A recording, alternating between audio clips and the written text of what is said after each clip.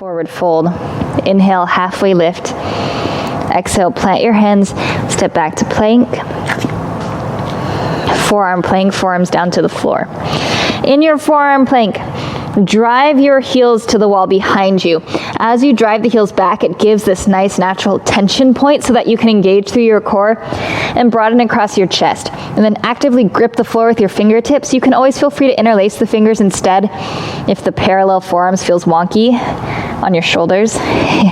Engage through your core. Broaden across your collarbones, push your elbows down, and for that little cherry on top, try to drag your elbows and your toes together. Spicy, spicy. Breathe. You can always do knees down.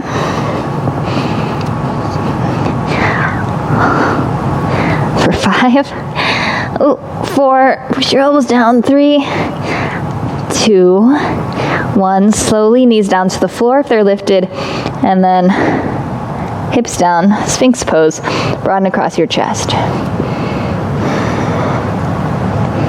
Take a breath. And then slide your hands back. Take an inhale here. Exhale, push up through your plank, downward facing dog. Breathe. Inhale, lift your right leg high. Exhale, open your hip and bend your knee. Point your top toes. Try to take your heel 1 inch closer towards your butt. And then without momentum, so really moving with control, building and driving that sense of precision in your movement. Inhale, square your hip, straighten your leg.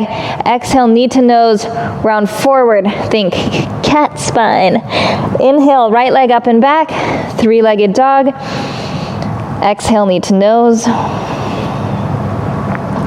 One more time, inhale. Exhale, knee to nose. Round forward, step through, crescent lunge.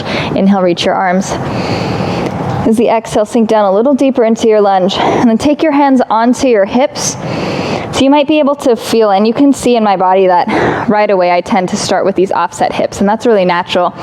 But again, for what we're trying to create today, square your hips forward. So right hip back, left hip forward. Push your left toes into the floor so you can feel the activation around the back hip. Sink your front knee so that it stacks over your front heel. And then push your right heel through the floor. So both legs are working a lot. Again, squaring the hips. Take an inhale. On your exhale, just hinge your torso forward. So feel this is an action of the hip and not from rounding the spine. 2 different things. 1 straight line from your back heel to the crown of your head. Breathe. And then option to stay here or arms by your hips. If you want to add on 1 more layer, arms by your ears. I'll give you an option to build on this next time around. So find a level of effort you can sustain from your back heel all the way to the crown of the head, maybe through your fingers. Take an inhale. Exhale, hands down to the floor. 1 inhale here.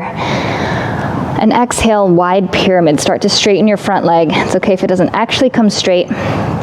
Push the base of your right big toe into the floor. Work that to the knife edge of your foot. And then push your left toes into the earth. Gently think of hugging the inner thighs towards one another. This is always a great place for a block to lift your chest. Or 2 blocks. Take 1 more breath here. Inhale to come forward to your lunge. Plant your hands. Listen carefully. Right foot steps back. Side plank with the feet staggered. So have your feet as wide as the side edges of your mat. Left hand stays down. Right arm reaches up. Actively push your feet into the floor. Think of hugging your inner thighs towards one another. From in around your ribs, lift up out of the bottom shoulder.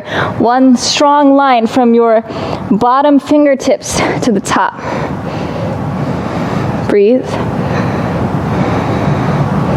Firm around your core.